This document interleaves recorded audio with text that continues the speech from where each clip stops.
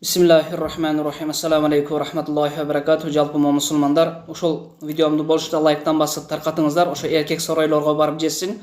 Кайсы эркек соройлор десеңиздер, мен азыр ошо эркек соройлорду айтам.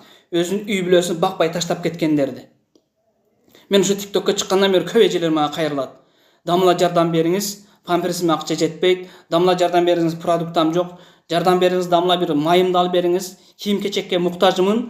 Күйөөм карабай койгон, күйөөм таштап кеткен дегендер өтө көп.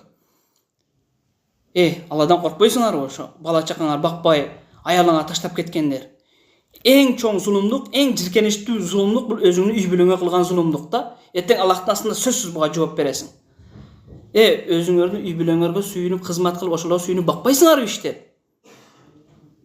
Аллах субханала таала бала кыз бериптир. Аллага жалынып жалбарып, Аллага шүгүрчүлүк кылбайсыңбы? Шүгүрүңдү айтпайсыңбы? Канчалаган инсандар бар. Миллион сомду коротуп балалуу боло албай жүргөндөр бар. Канчалагандар личейни алып жүрөт, балалуу боло албай жүргөндөр бар. Алла бериптир, шүгүр кылып, ошо бала чакаңды бак. Ошо бала чакаң кары алым кылып, аракет кылып чыгар ошолорду. Өзүңдүн пайдаң болот ошол.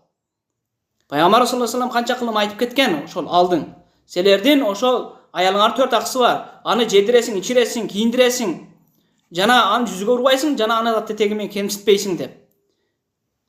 Кээ бир үй бүлөлөр бар, баягы балдардан, кыздардан, аялдардан акчасын кызганат. Эң кабыр каттык инсандар ушулар өлгөндөн кийин кимдин кабыры катты болот, кимдин кабырын казыш кыйын десе, ушулардан, ушу өзүнүн үй бүлөсүгө сараңдардын ушу кабыры катты болот экен.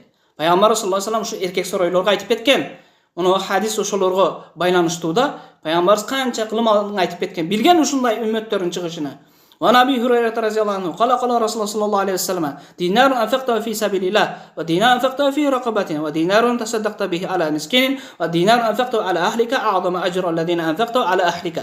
Abi Hurayra radhiyallahu anhu aytат, пайгамбарыбыз мындай деп айтты дейт. Пайгамбарыбыз айтат, сенин нафакаң, сенин садака бергениң Аллахтын жолунда, жана кул азат кылганың, кулга бергениң, жана садака бергениң кедейлерге, жана сенин сообу чоңураак, эң сооптуу, эң күчтүү садакаң сен өзүңдүн үй бүлөңө кылган продуктаң, өзүңдүн үй бүлөңө кылган ошол акчаң, кетирген акчаң, мына ушунун сообу Аллахтын астында өтө жогору деп атат пайгамбар саллаллаху алейхи вассалам.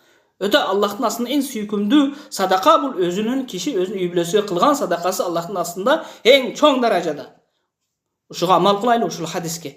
Өзүбүз бу ажырашып кеттим, болду энди деп туруп кетип калбагыла. Ажырашып кеткенден кийин да ошо балдарыңарды, кыздарыңарды ошо 18 чыккыча баккыла, карагыла. Ошо сен каныңдан жаралган ошол. Намыс кылгыла, Алладан корккула, үй бүлөңөргө зулум кылбагыла.